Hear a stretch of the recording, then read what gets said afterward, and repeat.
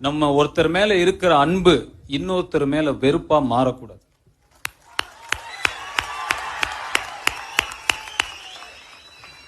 அப்படி மாறுனா அதுக்கு அர்த்தமே இல்லை, அந்த எமோஷனுக்கு அர்த்தமே கிடையாது.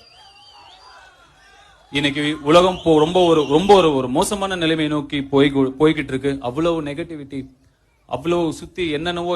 யாருக்குமே யார் நல்லா இருந்தாலும் பிடிக்கல, என்ன விஷயம்னே புரியல. வாழுங்க, வாழ விடுங்க, சிம்பிள். யாரையும் வெறுக்க வேண்டிய அவசியமே கிடையாது. எதுக்காக யார் ஒருத்தர் இன்னொருத்தர் ஏன் வெறுக்கணும்? ஒருத்தர் பிடிச்சிருக்கா கொண்டாடுங்க, பிடிக்கலையா தள்ளிக்கோங்க, அவ்வளவுதான், சிம்பிள். இது பெரிய ராஜதந்திரம் எல்லாம் கிடையாது. Everyone to feel a little bit of happiness when they see other people's happiness. எப்பவுமே நம்ம இந்த ஒரு விஷயம் பண்ணறதில்ல. Why not now?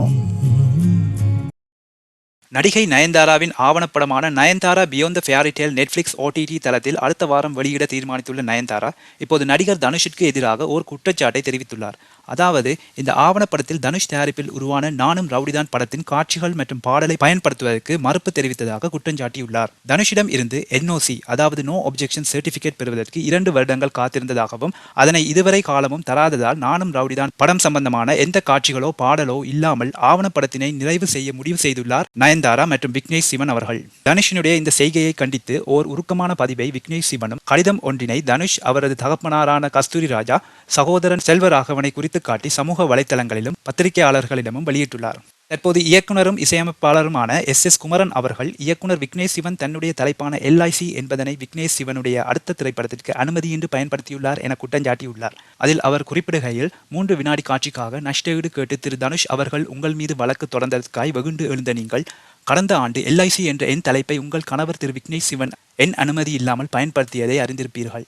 LIC என்ற தலைப்பு என் நிறுவனத்தின் பெயரில் இருப்பதை அறிந்த திரு விக்னேஷ் சிவன் தன் மேலாளர் மூலம் என்னிடம் கேட்டு நான் வழங்காத நிலையில் அதே தலைப்பை அவர் படத்திற்கு வைத்து விளம்பரப்படுத்தியது எந்த வகையில் நியாயம்? என் கதைக்கும் அந்த தலைப்புக்கும் பிரிக்க முடியாத ஒற்றுமை இருப்பதால் LIC என்ற தலைப்பை வழங்க முடியாத சூழல் இருக்கிறது என்று நேர்மையான முறையில் பதிலளித்தும் அதிகாரத்தன்மையுடன் அதே தலைப்பை தன் படத்திற்கு திரு விக்னேஷ் சிவன் வைக்கிறார் என்றால் உன்னால் என்ன பண்ண முடியும் என்ற அதிகார நிலையில்தானே காரணமாய் இருக்க முடியும். அதற்கு எந்த கடவுள் மன்றத்தில் திரு விக்னேஷ் சிவன் பதில் சொல்ல சொல்வீர்கள்?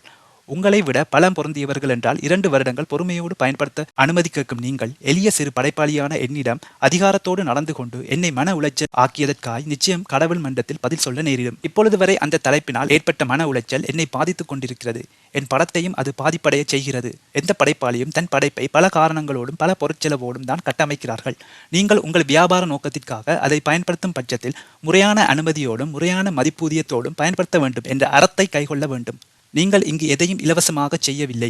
எங்கள் படைப்புகளை மட்டும் இலவசமாக பயன்படுத்திக் கொள்ள முயற்சிப்பதன் மூலம் படைப்புலகத்தில் மிக மோசமான வழிகாட்டியாக நீங்களும் உங்கள் கணவரும் இனங்காட்டப்படுவீர்கள் என்பதை நினைவில் கொள்க என்று இசையமைப்பாளரும் இயக்குனருமான SS குமரன் தெரிவித்துள்ளார்.